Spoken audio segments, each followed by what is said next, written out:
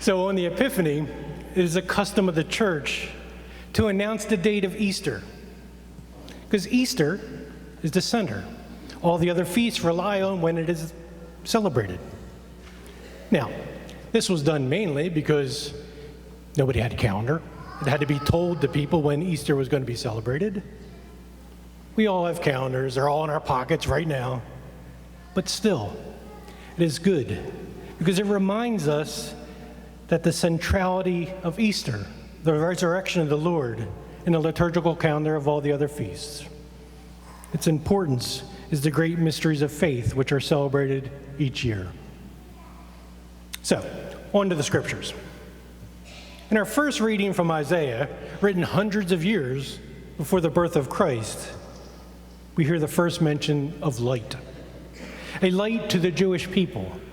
All other nations will be covered in darkness and clouds, but Jerusalem will be in the Lord's light.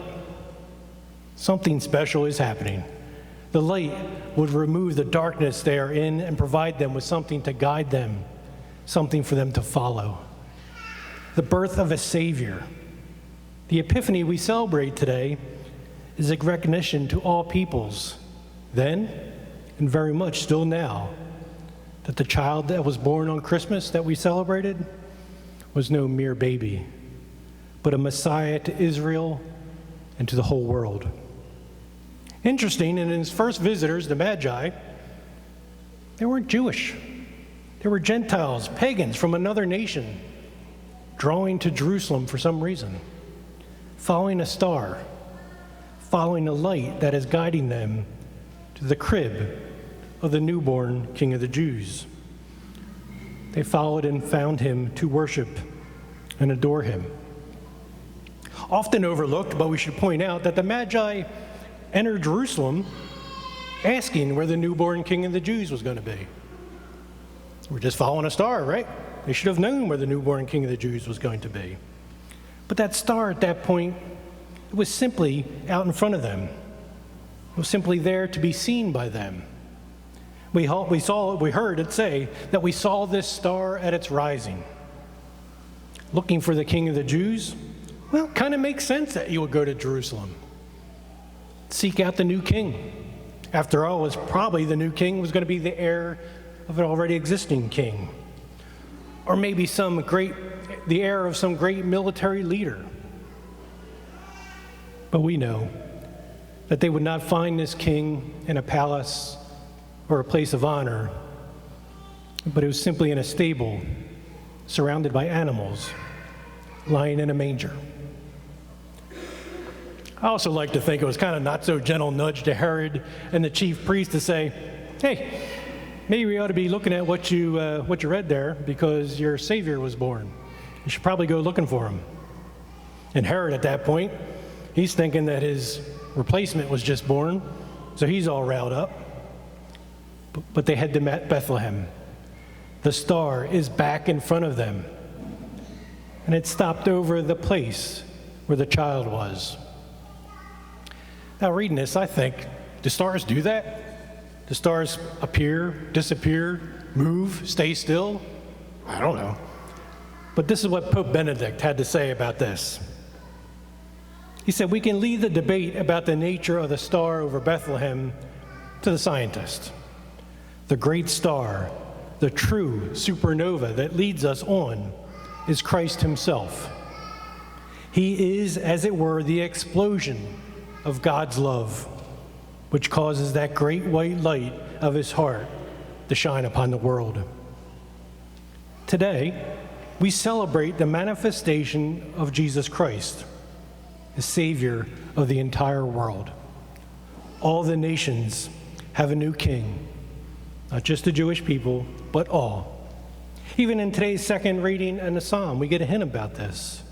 The Gentiles are co-heirs, members of the same body, and co-partners in the promises of Christ.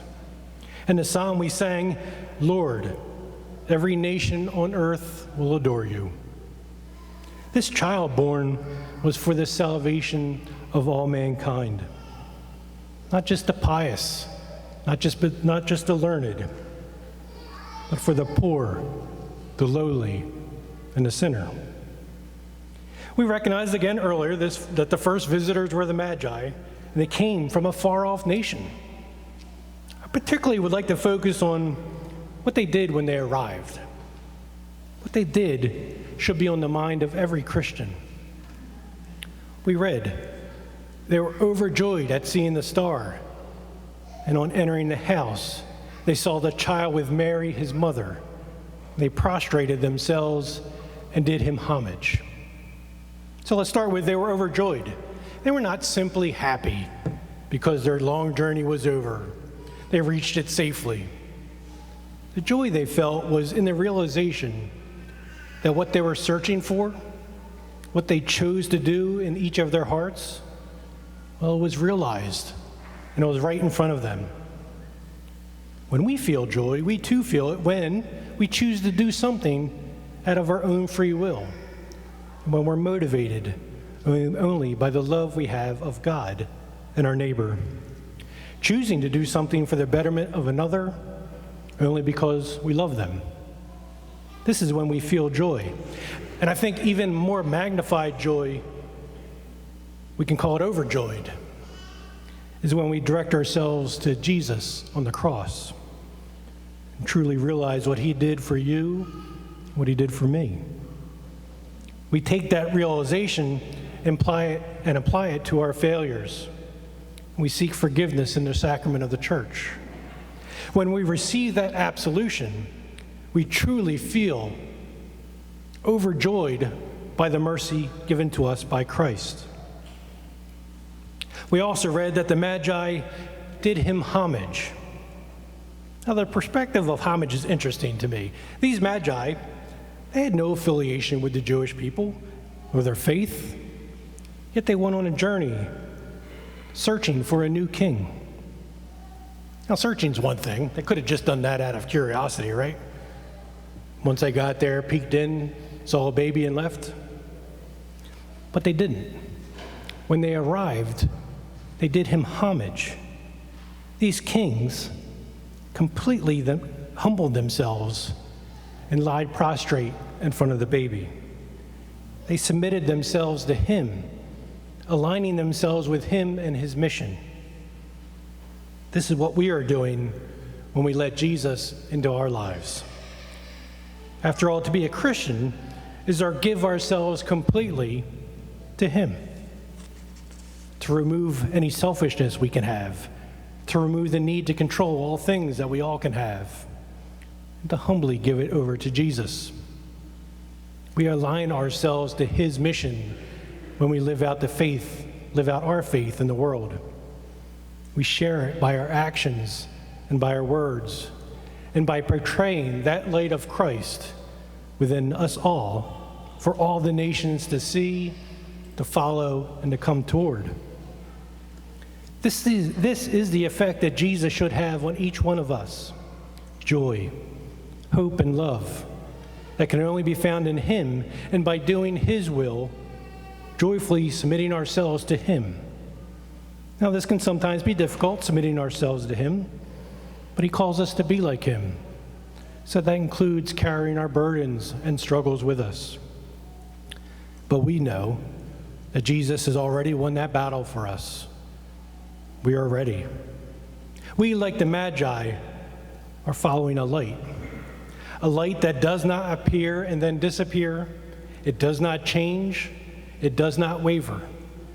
As Pope Benedict said, this light is the explosion of God's love to the world.